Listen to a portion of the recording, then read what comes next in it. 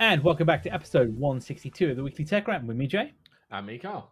Welcome. We are back again for another great episode. What I line up this week is we've got TikTok to Roku to Epic, yes, Epic again, Microsoft, but for completely different reasons.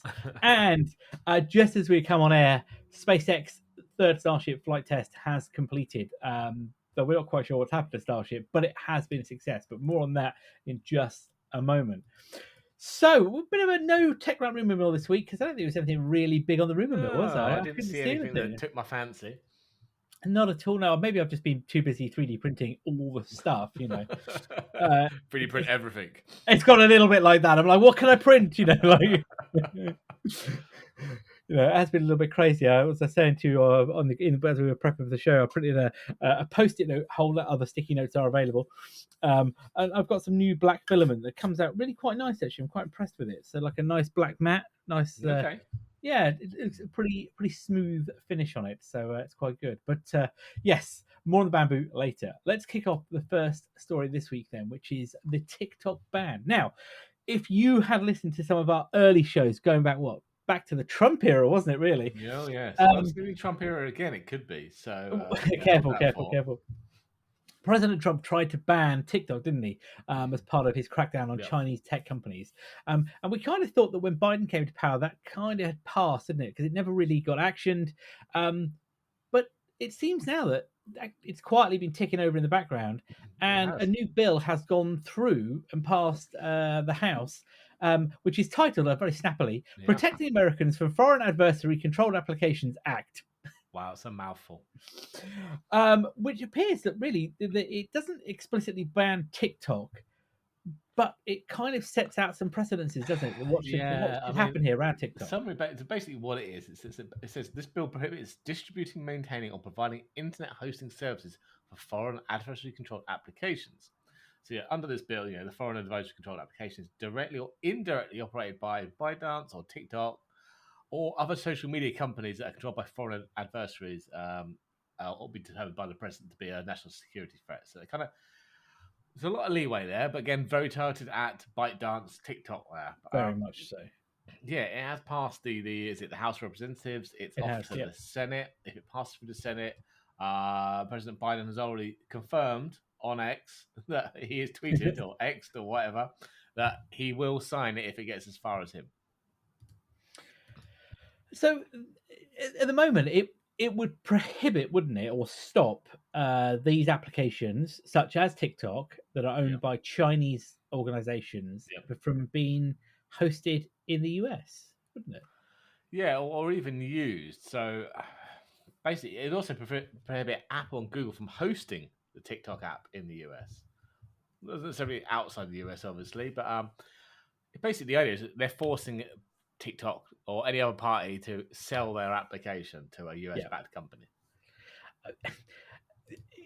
I can't help but think if this was run the other way and Chinese companies were forcing American organizations to sell to the Chinese local... your Chinese version of Facebook has to be owned by a Chinese company, there'd be uproar, wouldn't there? There would, wouldn't there? There would absolute uproar. I mean, look what happened when Russia...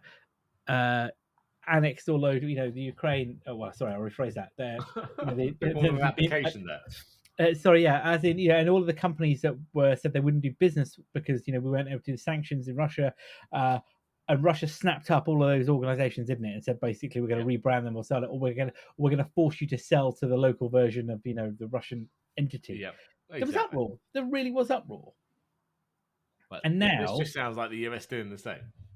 Yeah, I don't know. Maybe I'm misreading this, but it does feel very much the same kind of totalitarian. That's the right approach to it.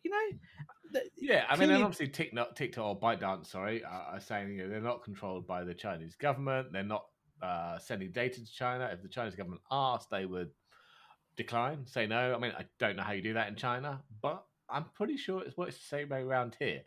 If the US government comes with one of those gag orders, says we need all your data and you can't even speak about it, generally you do, otherwise you disappear. Yeah, and this is again, isn't it? Because TikTok is the kind of poster child for this being a national Yeah, security problem, and ByteDance, who obviously the company that own them, like you said, have repeatedly tried to say, haven't they? They're like, we are nothing to do with this. It's nothing at all. Um, and as far as according to them, they've never requested any data on TikTok users in the US, and that when I say them, I mean the Chinese government. But if a forced sale comes along, I can't help but wondering: is it going to do it? Is it really going to help? I can't I see what don't it's going to know. do. It's not going to help. I don't think it make any difference. No, it won't. There was a statement from TikTok, wasn't it, that saying that the reason it went through is it was a ban, wasn't it, basically, and saying that they were saying that they see there's a huge impact here on the US users.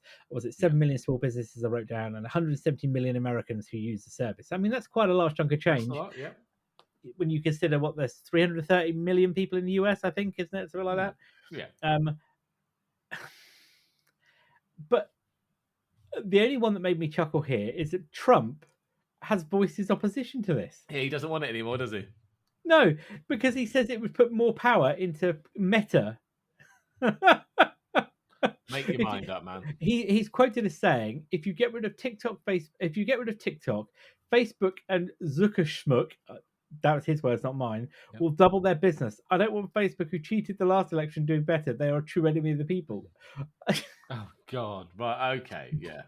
Is that He's till he now gets got a in power? vendetta that he thinks everyone cheated him out of the presidency, didn't he? Well, I think that's been ongoing since day one, hasn't Well, it? it has, yes, yes, but he'll pin on anyone he can. Just I can't help but thinking this is not the right move. Maybe I don't know. Maybe I'm wrong. Maybe I'm listening. I'm open to you tell me like no, this is the right move. But I can't feel it is. But we've not, again, like all these things, we've not actually been provided with any actual evidence. No. So they're Where is guilty and guilty until presumed innocent. Whatever you well? call it, yeah, it's the opposite of what it should be. You're guilty This is until the you can question. prove you're Yeah, innocent. but it seems to be that the evidence. What will they produce the evidence when they ban them? You know, I don't understand. You're right. Probably Where not. is the statement to say this is the reason behind it? Uh, TikTok are terrible because X, and we have uncovered Y. There's none Yeah. of that at all, is there? Absolutely none of it. It just appears to be is that they might be something to do with the Chinese. Therefore, we really need to stop them doing anything And I'd here. probably argue if they actually had credible evidence that the Chinese government was spying on everyone using TikTok, they've already got the powers under national security to go out and ban that and do something about it now. We don't need another bill for it. No, we don't need another bill for it. But this is just putting more power into the government again, isn't it? Yeah. Really. Yeah. But it won't be long, I suppose, before we see similar things here in the EU, in the UK, and the EU, respectively. Mm. But I, I'm not in favour of this. I have to say, I don't think No. it's the right approach. And I have to go back and listen to my thoughts last time, but I feel that I may have changed my mind. So, talking of security issues, then Roku have announced that they have had a breach, haven't they? And over 15,300 accounts, including stored credit information, have been. Accessed? Uh, yeah, Stolen? that's probably the right word. Yeah, I kind of had a question about next to that in my notes, and I'm like, I'm going to say stolen because yeah, Yeah. it is They're up for criminally sale. obtained. So, yeah. But yeah, they say the men have got login details. Sorry, they used login details from previous data breaches apparently to do credential stuffing and then gain access to the systems, and then take their 15,000 Roku accounts. But yeah, they are selling these on the black market for cheap. I mean, they're 50 cents Yeah, an account. So they've got payment details there. They've been trying to use those to buy other subscriptions. Yeah, so not a great look for Roku, is it? it's not. And this, they according to Roku themselves, they're saying that full account payment numbers or dates of birth haven't been affected. They've also put in measures to secure any further access or unauthorized access, and also they're asking users who are being affected to reset their passwords. Well, I mean, wasn't it? What's this? The stable door is No, uh, yeah. nobody shut the stable door. It's been the horse is bolted or whatever they call it. I was a little bit worried because I am a Roku customer. Oh, I tend not to buy anything through their services. I don't think I've got any credit card information stored. Um, but I was waiting for the you've been you've been no, pawned yeah. email. You're waiting for that one. Yeah. But my email from Troy Hunt, but it hasn't come through yet. But it would be, if you are a Roku customer, perhaps it would be recommended to drop across to Have I Been Pwned to check whether or not you have been affected. If you are a customer or a member of the site, I'm sure he's already emailed you out. But it's always a recommendation, isn't it? Pop your email address in there and see what gets there. Well, exactly, and it seems that talking of bolt off bolt a door after they've the door after they're bolted. Rocket have only just brought in two-factor authentication. Yeah, there was a time when Roku were pretty cool. They were saying, you kind of had before the Fire Sticks came out. Do you remember Yep. the Roku kind of similar Yes. set-top boxes before Apple TV? Really. Well, I say not Yeah. before Apple TV, but before Apple TV was as functional as it was today. Roku kind of had that space, didn't they? And you Did. had all the services on there. They were one of the first companies to launch a streaming stick, because I remember getting one of those. I remember beta testing the Roku streaming stick, and it was such a beta test that it came in a see-through case. It hadn't had the final production case put in, USB one on the back of the TV, and they were quite cool. It was a nice thing, and I've recommended Roku boxes before. The TV that I've got in my dining room that I just use for the kids and like streaming services is a Roku powered TV, which is really frustrating now because, on a random note, like the streaming services in the UK, we've got BBC, ITV, Yes. Channel 4, Channel 5. The Channel 4 application doesn't do streaming of live TV. Oh, does it not? No, because it's got all of like the differences, of like. So if you go to the Apple TV version of it, there's a live TV section, but the Roku version of the app doesn't have the live TV option. Well, that's annoying. You are telling me it's first world problem, but it is rather annoying. Used to, now it doesn't. Well, because you Google it and you saw, like, I was on Reddit the other day and there were screenshots of the two different versions of it, and like.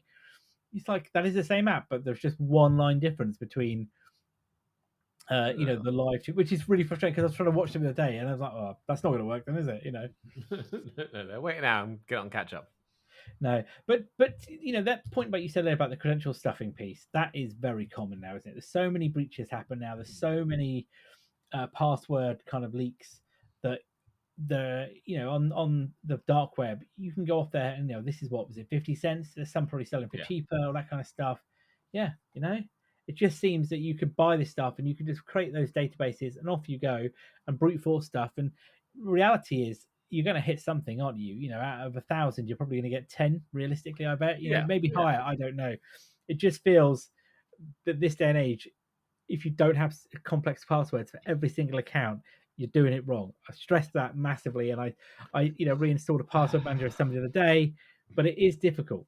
I can't deny it. Yeah, it's a frustrating one for people who are tech savvy to see all these people just use the same password again and again and again, and then blame everyone else when they get hacked. Yeah, and You've got to take some responsibility, surely. I think you have to. And I appreciate people. Well, I can't remember that password. No, but that's where a password manager. Now, talking of password managers, I didn't put this in the show notes, but because I didn't get a chance to read the whole story. But did you see that LastPass had another incident the other day? Oh God, no, not again. Yeah, so LastPass had I think they had an issue that took offline. I think all their accounts or something. There was 404 errors for every customer. Oh man, but not a breach. Not that I'm aware of. I think it was more. So they just had a service. Okay, I thought you meant they had been breached again. No. I think they had another service issue. But I mean, even if you're not using a password manager, write it down in a book which you keep. What? Don't say those words. But no, let's realistically look at this, right? So, to someone to get that book, they've got to break into your house to get that book with passcodes. At that point, you've got bigger issues going on than worrying about your security. I'd still argue that's safer than using the same easy password on 10 million different services. I'm going to go out on a limb here. Acceptable risk. I'm going to go out on a limb here and say you're probably right. And if you take somebody of the older generation,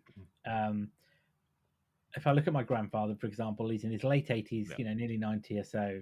He has that problem. Remember, he doesn't know how to use password manager. Yeah. But you're right. He writes down different. And as long passwords. as they actually just write random characters down or random words, and not just have a book with the same password for every site, obviously. He writes down different ones, but his memory's going as well, so he can't actually remember. So he has to remember. But if he can remember, he had it in a book. He does, and he puts that book somewhere safe in his kind of like desk drawer or whatever. Yeah. But which I appreciate. You're right. It's not best practice for you or I or others. No, for someone that could learn. I mean, if you can learn to use Facebook, you can learn to use a password app. But it's better really than, like you say, it's better than leveraging password 123, rotate 2, rotate 3, isn't it? Yeah. It is just. But hey ho. That's a war we're not winning. We're not winning that one. No, we're not winning that one. Talking of people who are winning a war, though, then. So you may recall last week we talked about Epic Games who got banned again from their developer account and we're not going to be able to make their brand new shiny store for the E version of iOS, which we had a good conversation at work this week, didn't we? Telling some few people about the new iOS 17.4 things DMA and all that kind of stuff. Who weren't really aware of that, were they? They weren't really sure. In the slightest. Which was amusing because we were in Europe. However, then, it seems that there's been a U-turn again, doesn't it, from Epic? And they are... A U-turn or a forced prod? I think maybe both. So, according to Tim Sweeney, who tweeted on X on the 8th of March, the DMA went through with its first major challenge with Apple banning Epic Games Sweden from competing with the App Store. And the DMA just had its first major victory following a swift inquiry by the European Commission. Apple notified Epic Sweden, the Commission and Epic, that it would relent and restore their access to bring back Fortnite and launch Epic Games Store in Europe under the DMA. So he's saying this is a big win. That was his words, not mine. Big win for the European rule of law, the European Commission, the freedom of developers worldwide. Hashtag free Fortnite. Hashtag go away, Tim. Apple's statement was a little more. I'm glad you're going to read that out. You can read Apple's statement. Following conversations with Epic, they have committed to follow the rules, including our policies. As a result, Epic Sweden AB has been permitted to re-sign a developer agreement and accepted into the Apple Developer Program. So it looks like Epic Games, barring any major catastrophes, will be having an Epic Games Store, bringing Fortnite back to iOS. I mean, this is ridiculous. This is Europe, nowhere else, because they're still banned everywhere else. Hence Epic Sweden AB, rather than Look, I mean, given the fact that Epic acted like a petulant child, didn't they? They tweeted those pictures and upset Apple. And I know you could argue, right, well, they tweeted a picture. That wasn't the reason they got banned. That was basically the fire. That was the petrol they threw on the fire, wasn't it? It was. It was. And Apple themselves, I think, have had enough, quite frankly. Absolutely had enough here. It's like, look, if you can't play by the rules, we are following the letter of the law. We don't like it, we're doing it, but we are following it to the letter, to the extent, we're right up to the edge of it, right? Maybe you could do the same and basically behave. But Epic is just not going to play that. This is not going to win. Watching them with a fine tooth comb, just waiting for the first muck up or breaking of a terms of service, and they'll be out again. Yeah, Epic are going to. I guarantee you, within 6 months, there'll be something else happen again. Of course, they will. Epic. Tim Sweeney will not be able to help himself about pushing it too far. No. The key here, though, is that Apple's marketing engine is all powerful. In fact, I'd argue Apple's marketing department is probably the most powerful department in their business, isn't it? The whole messaging around why third-party app stores are dangerous, why companies like Epic are bad, all of that is done marketing, isn't it? And Apple have some arguments. As we talked to some colleagues over there about, Apple have got some arguments around the security of the App Store. And you know what? This has worked quite happily for quite a long time now. But if you introduce the ability to have other stores and you reduce the or you increase the risk and you increase the attack surface, because that's what you're doing now with these additional stores. Now, granted, there is still, we talked about this before, the Apple review process here, but it's not the same, is it? To the same degree that Apple are doing, No. I think, on other things. And there is also the opportunity that they could be vectors for malware. Now, nobody's saying that's happening. Nobody's saying that's happened yet. Of course, we're just, hypothesizing here that. And you could argue, well, Google's been doing this for ages. They have, but despite Google's marketing engine, Google still has more malware and rubbish than iOS does, doesn't it? Yeah, I mean, Apple are just going to be waiting for the very first attack vector that's discovered by this third party to shout about it. Yeah, I mean, it does. Told you so. Yeah, look, this doesn't look good either way for Apple or Epic, does it? Really? It both looks pretty poor on both their sides, in my opinion. No, realistically, because you've got Apple going, to the naughty child in the corner. If you throw your toys around, then you can't play, and then you've got Epic going, well, it just they're as bad as they are as bad as each other. Absolutely, it is bad as each other. There's no other way to look at that. But the argument here is Epic don't have to play here. They're choosing to play here, aren't they? That's the thing I think we should be aware of, is that Epic don't have to be on the iOS store. You could argue, why do you've run your business quite happily without having Fortnite on iOS for a few years and all that kind of stuff. You don't need to be there, really, but they choose to be there. They want to be there because for them, that's where their customers are. That's not, but it's not illegal for them. Yeah, it's not a legal point, is it really? No, it's not. Yeah. Know my thoughts on Epic's Tim Sweeney, so I'm not going to go there again. No, but there you go. So there was an interesting tidbit, though, wasn't there, that came out the other day about the new piece around the third-party app stores, wasn't it? So Apple have now stated, if you travel outside the EU, or your device, which is registered in the EU and is an EU device for all intents and purposes, if you travel outside for more than 30 days, you lose the ability to update third-party apps, don't you? I presume that's 30 consecutive days, not 30 days over the span of a year? No, it's like if you go from now, from the 1st to the 30th, so to speak. Yeah. You will lose the ability to update those apps. It's a tricky one. I kind of think 30 days might be a little short. So Apple have now published a piece on their support page about alternative app marketplaces in the EU, yeah. And it goes on all about the notarization process. It talks about the availability. It talks about what happens if the marketplace ceases operations or you delete it. Basically saying, well, it's not, basically, if it goes, that's not a problem at that point. And then it goes, if you want to continue getting apps that are approved under Apple's App Store review guidelines, it talks about that. And then it tells you about the eligible countries. And there's some interesting tidbits in here. So France, also includes French Guiana, Guadeloupe, Martinique, Mayotte, Réunion, and Saint Martin, which are all Caribbean islands. So they're not part of Europe. Well, they are, because they're French territories. The same, the Azores for Portugal and Madeira, and the Canary Islands for Spain. Right, okay. But 30 days. So if you leave the European Union, you can continue to open and use apps that you've previously installed from an alternative app marketplace. Alternative app marketplaces can continue updating those apps for up to 30 days after you leave the EU, and you can continue using alternative app marketplaces to manage previously installed apps. However, you must be in the EU to install alternative marketplaces and new apps. So to do it, you must be physically located in the EU, and your country of region or your Apple ID has to be set to one of the countries or regions. So that's how they're doing it now. So yeah, interesting.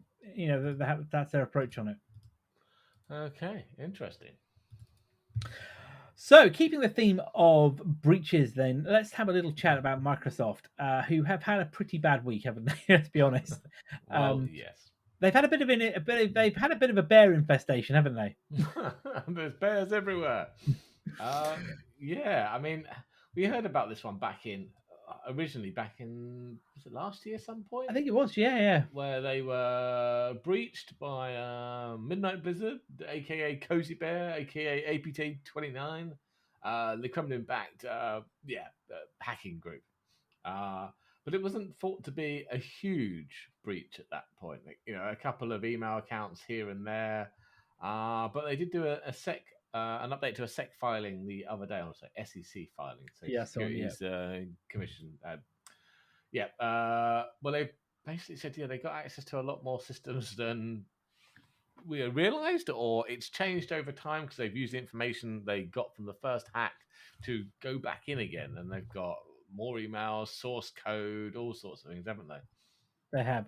So they're saying, so as to kind of recap, as you say on that, was that they this Kremlin, they're Russian backed, Kremlin backed, advanced persistent threat actor, as APT29, Cozy Bear as we more commonly know them. But the new tag, Midnight Blizzard, I hadn't seen them called that before, I have to say. Me neither. So they were also behind the SolarWinds supply chain attack the other year. And they apparently, as you say, were around and inside, moving laterally through several senior leadership accounts. Now, they haven't named those leaders, have I? Not that I've seen anywhere, which I suppose would be a bit of a name of shame.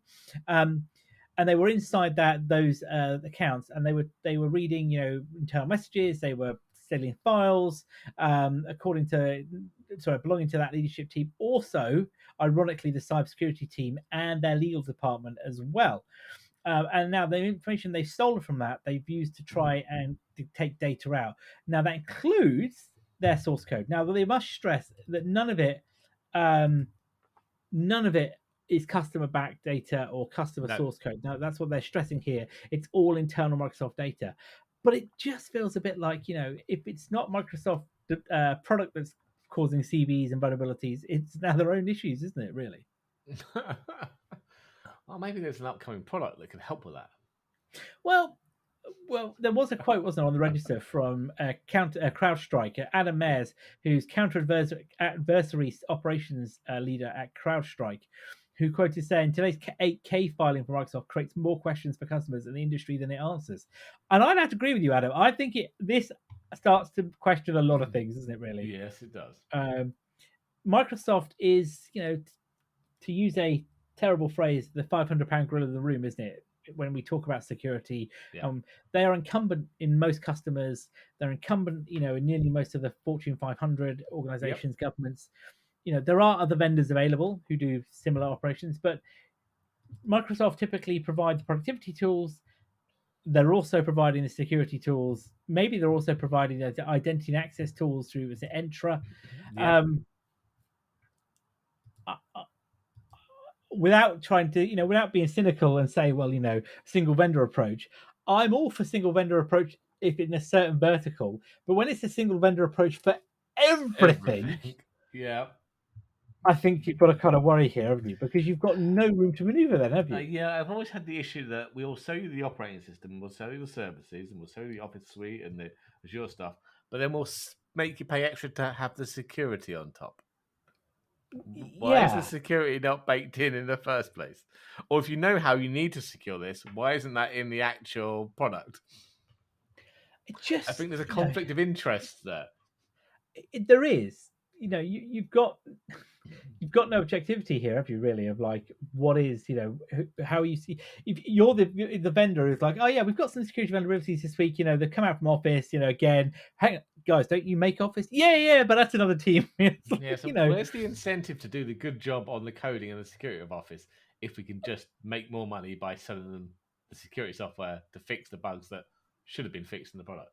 I'm sure that's not the case at all, and I'm confident there are good people at Microsoft who must bang their heads against a proverbial brick wall every time this happens, and especially from the product perspective. And for those that work in the security department, I'm sure it must be highly frustrating to have those conversations with your clients. I really, really get that. For those of us outside of Microsoft and industry, it's a good talking point. We can't deny that. Yes, that's true. But yeah, I just, this does worry you that they're not able to secure their own house. But we're asking, to secure our houses, aren't they? Yeah. So, their final quote, wasn't it? The Midnight Blizzard's ongoing attack characterized by sustained significant commitment of the threat actors' resources, coordination, and focus, Microsoft said. By using information it has obtained to accumulate a picture of areas to attack and enhance its ability to do so, this reflects what's become a more broadly and unprecedented global threat landscape, especially in terms of sophisticated nation-state attacks. Well, yeah, Microsoft here clearly is under attack from the Russian government. That is not a statement from somebody else. That is a reality. And they're not the only one. No, they're not. But how do you defend against that as a private organization? That is quite something, really. You've got to consider. AI. That is a good way to go. Let's not get into that conversation right now. But yes, you're probably right. AI perhaps is the way forward here. And I'm sure. AI. Yeah, but then won't the bad guys get AI as well? But then it's DNS. No, wait a sec. No, that's the wrong one. Oh, okay. Let's move on. Let's move on to another Microsoft story. Again, I told you the irony was coming thick and fast. So, Microsoft has launched its AI Copilot for security. Well, actually, technically, it's launching next month, but it's kind of available now if you pay some money. But they're going to be charging it on a per hourly basis, isn't it? So $4 per hour of usage. I couldn't resist putting this in after that conversation. A nice segue with AI. No. So it is powered by OpenAI, their GPT-4, and Microsoft's own security models. Whether that's a good thing or not, we'll let you, the viewers, decide on that one. But yeah, it will allow you to kind of get summaries of security incidents and threats using natural language queries. It includes collaboration features like pinboards, so you can analyze files, code, and events together, and using AI to help with that. But as you said, $4 an hour, which is quite a departure from Microsoft to be doing kind of per hour billing on a service like that. Is it Office Copilot? That's around $30 a user per month, I think. I believe so, yeah. But I imagine it's probably quite hard for Microsoft to come up with an idea of how expensive it should be based on a monthly charge. So an hour one's probably easier for them because it's quite variable, I imagine. It is, and I think this is really introductory pricing, isn't it, to be fair? So, as you said, this is powered by OpenAI, GPT-4. By the way, do they just announced GPT 4.5 now? Oh, have they? And it's also trained using Microsoft's specific security model, which is where they've pumped it full of all the signals, isn't it, that they're getting from Defender and Sentinel and all that kind of stuff, and they've got here. And it's really there to help, I guess, security professionals do their daily jobs, isn't it? Really, you do natural language, you can give it files to analyze, you can ask it to look for code. There's a log file, going forward here. I'm a big fan of Copilot. I think there's a great piece here. This is generational AI. I wouldn't necessarily, generational / specific AI, isn't it? Because of the use case here. Yeah. And I think you're right. Most people would rather have this as a consumption model because it's not something you're going to need to use every hour of every day, is it? You're going to be doing something and you go, right, I'm going to drop into Copilot now. Can you check out this file? I've just pulled it from this device. Does it, does it have any reference to a threat actor we've seen before? Or this code, is there any vulnerabilities in this code stack that we're about to put through, in our CI/CD pipeline? I'm guessing these are the kind of things you can do and much, much more. And this is the way forward. I absolutely believe the Copilots, we are going to see these hand over fist now everywhere. The organization we work for, we're rolling these out, aren't we, slowly, in a similar approach. And everybody, I think we talked about this before, isn't it? The Copilot really is an evolution of that chat bot, isn't it? You get at the bottom of the screen when you log into your airline or whatever, isn't it? Or your bank. Hi, I'm Clippy. How can I help you today? It's very much so, yeah. Clippy on steroids. I haven't had a go on this. It launches officially on April the 1st. I may have a go. I don't know. I'm not sure what the recommendations are. Whether you've got to be already a customer of their security pieces. I haven't checked that piece out. Do you think they'll be giving it free of charge to their own developers? I say no. Really? They could do with it. they probably could do, but I reckon not. The question you've got to ask yourself is, are they using it internally? Yes, that's what I meant, for their own developers internally. I see. Yeah, sorry, I see your point. Yeah. Or do you have to get that signed off by your manager? Yeah, good luck. But yes, Copilot has launched then, or been announced. Did you see as well, by the way, they finally announced they're merging the Teams? Because at the moment we've got Microsoft Teams allows you to do multiple accounts. There's teams for work and play, doesn't it, or something like that? Come on, isn't it? Work and home. Well, the new version is going to remove that branding now. It's coming out. Are we just going to have one Teams client to rule them all? That's exactly what I was going to say. Yes, one Teams client to rule them all. We've got Teams Classic, Teams New, and then Work on School. Whatever it's called. Yeah. Right. Okay. Well, that will make life easier. I have to say, it does work better now. So I'm logged into 2 different Teams accounts, and I can swap between them without logging out. And I have to say, I could have done with that a couple of years ago when they first launched it. Yes. It'd be nice if my work machine could update to the latest version and not be pinned to the old one. Yeah, we can't have everything, my friend. No. It's been disabled by the admin. I thought it was going to end of support at the end of this month. They're going to have to solve that problem pretty sharpish, aren't they? Yeah, I would have thought so. But we'll see. We'll see. So then, the other big news of the day is that SpaceX have completed their 3rd Starship flight test, and it has been. I'm going to go out on a limb here. It has been a success, isn't it? I mean, I don't know. I've been in a meeting all afternoon and didn't get to watch it, so I am still playing catch up. So, okay, well, I will tell you a little bit about it. I'll let you. Why don't you tee us up though on what was happening today then, and what they were looking to achieve with the of course. So it was scheduled for some time after 8 a.m. ET this morning. They had a 110-minute window to do their launch.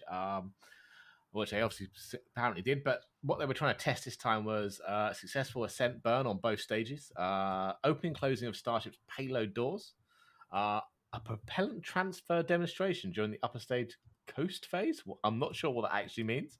And also, interestingly, the first ever relight of a Raptor engine while in space, so letting it go out and then reigniting it. And a controlled re-entry of Starship. Now, I haven't watched this, so I don't know how many of those were actually successful or they got to test. So, spoiler alert: it launched. So they launched they launched Starship on the Super Heavy, and it pretty much went to plan. I didn't watch it all live. I caught comes in. The 33 Raptor engines of the Super Heavy booster were lit, and it launched at 8:25 Central Time out of Texas, isn't it? As well. Yeah. So it seemed to go fine.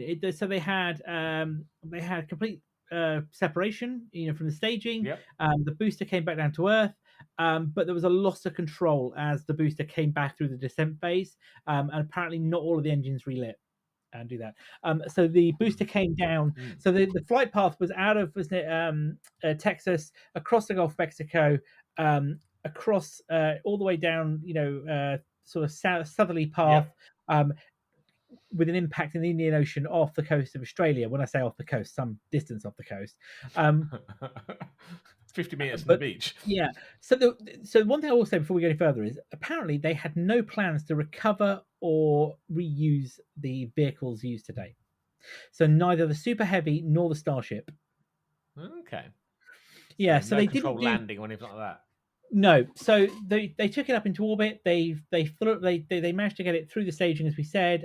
The booster crashed back down into the Indian Ocean. Apparently, it was reasonably successful. Yeah. They demonstrated the opening of the doors. They did the propellant transfer. But there was a couple. I noticed on the tweets and on the images, something seemed to be leaking from Starship, or venting, I suppose is the correct word, isn't it? They didn't do the Raptor restart. Never said why. They didn't do that at all. What was really cool, I should add, is that they leveraged Starlink to provide HD video from the Starship. Nice. And then they got video all the way up until re-entry with the Starship, and we saw Starship's wings unfold, or the flaps come out, and they to adjust it, which had never been seen before. And the other thing is, they broke some records today because that was the largest ever flying reusable spacecraft to come back into Earth orbit, Earth's atmosphere. Sorry. Oh, okay. She is big. It is big. It's bigger than the shuttle. Shuttles aren't small. But as they came in, they lost telemetry from Starlink and from the satellite tracking network that is used by other operators, including the US government. Okay. They lost both at the same time. However, Starship, the feed cut out. They were saying they think they may have lost the vehicle. They didn't, they were very quick to stress we weren't going to recover it. That wasn't the plan, blah, blah, blah. But it does appear that they lost the craft. But given the fact that they got everything else out of it, realistically, I'm going to say this was a success. That was a win again, wasn't it? Yeah, I think they reckon they lost control of it as it came back in. So they need to fix re-entry, otherwise this isn't going to work. But I mean, how many launches did it take to get the Falcons going consistently? More than 3, I'm sure. Must have done. I mean, space is dangerous, as we've always said, you know, and this is fail fast, fail quick, isn't it? Mantra, you know. Yeah. And SpaceX are pretty impressive when you look at the Falcons. Yeah.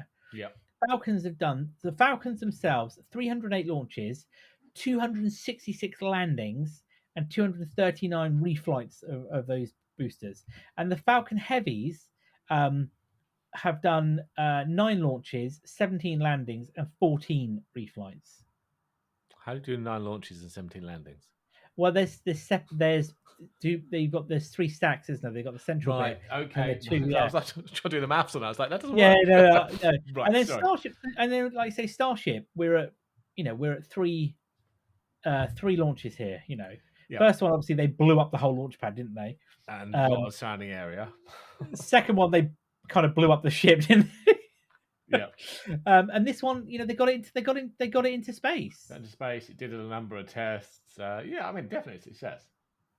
And that super heavy booster, is a massive bit of kit. Massive.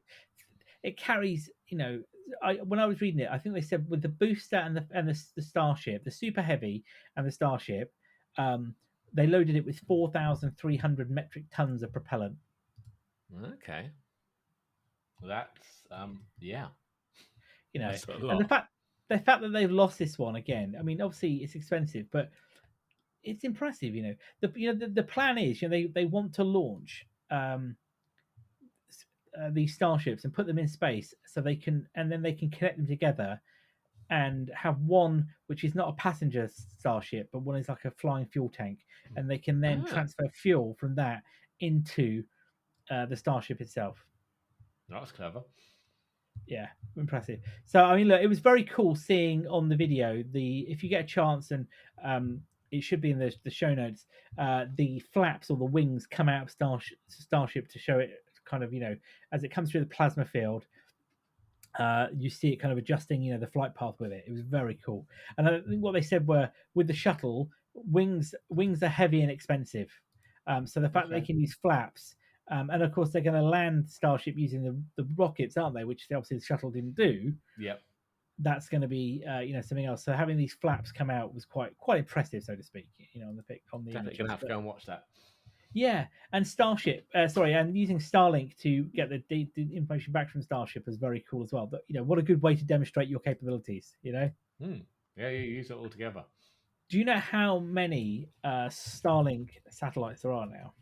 Hundreds and hundreds. So there are 5,504 Starlink satellites. Blimey. Out of which 5,442 are operational. All right.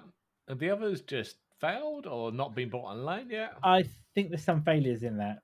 Yeah. I suppose it's to be expected. But do you know how many? I forgot. I can't remember. Do you know how many they plan to launch? Is it like 12,000 or 42,000? Whoa! That's an awful lot of stuff up there. That is an awful lot of stuff. So apparently, I read an interesting fact to kind of finish this piece off earlier. So the data up until the data of November 2022, yeah, so a couple of years out of date now, there were 14,450 satellites had been launched in history up to that point in time, and at that point in time, 6,800 were currently active. So that was 2022, right? So now add on top of that the first Starlink satellites were launched in 2018. They were the test ones, and then the first 60 satellites were launched in 2019. Right. So you think they've been, and that's gone exponentially upwards, isn't it? So it's a lot of the Starlink constellation makes up a large chunk of all of the grand total of satellites ever launched. Blimey. And there's going to be competitors as well doing the same at some point. So how we're ever going to fly? How are we going to leave the planet? because you're just going to be blanketed. But who knows? Who knows? Well, that's probably a good place for us to round up for today. Bit of a shorter show today, folks, but hopefully some interesting stories. I know for us, the Starlink one particularly was the highlight of the week. And hopefully we can have an update next week once we know what has happened to the Starship, not Starlink. Too many stars here. That's the problem, isn't it? On what's happening there as well. And hopefully the TechRant Rumour Mill will be back in action next week with some new rumours. Of course, you can find us on X/Twitter at Weekly TechRant. All of our show notes at techrant.online. And of course, wherever you get your podcasts. So with that, I've been Jay. I've been Carl. Have a good one all.